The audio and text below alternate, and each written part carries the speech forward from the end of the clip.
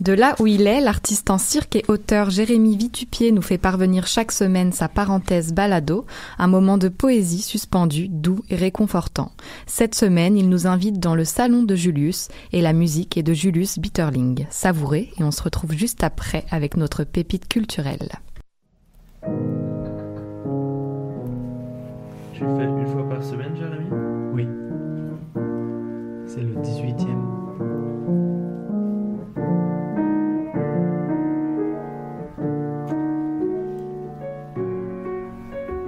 Mon ami Julius joue au piano. Una l'écoute puis le rejoint. Andrei sieste sur un sofa dans la pièce d'à côté.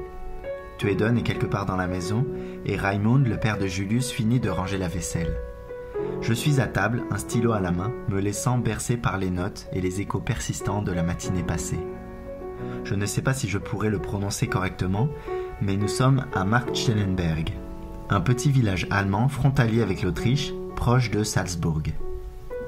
Les montagnes sont dressées autour de nous et mes regards se perdent souvent sur leurs sommets de roches et de neige.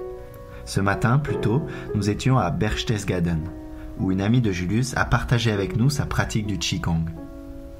Ce matin, le simple fait de prendre conscience que pour faire un pas de côté, je devais d'abord mettre tout mon poids sur une jambe pour libérer l'autre du sol et la déplacer, m'a fait réaliser ou me souvenir à quel point nous, les Occidentaux, sommes déconnectés de nos sensations. Je vais généraliser et sûrement prendre des raccourcis, mais à travers notre culture et notre éducation judéo-chrétienne, on intègre que le sacré et le divin sont en dehors, et que, au contraire, tout ce qui touche à la chair, à l'intériorité, est péché ou tabou. J'ai l'impression que jusqu'à il y a peu, on m'a toujours appris que le bonheur se trouvait à l'extérieur, qu'il était comme un objet qu'il fallait absolument chercher et surtout trouver, et qu'il fallait troquer contre de bonnes actions.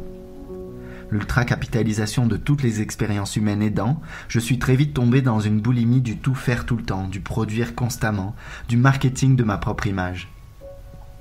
Quand on vit sa vie comme dans un film, on n'est plus des acteurs mais des producteurs.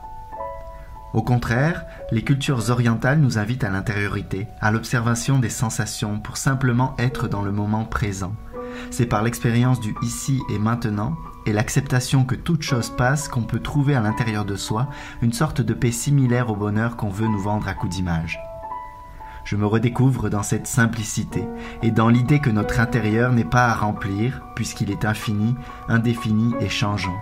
Il se nourrit de l'immatériel instant, celui qu'on partage ou qu'on apprécie en solitaire.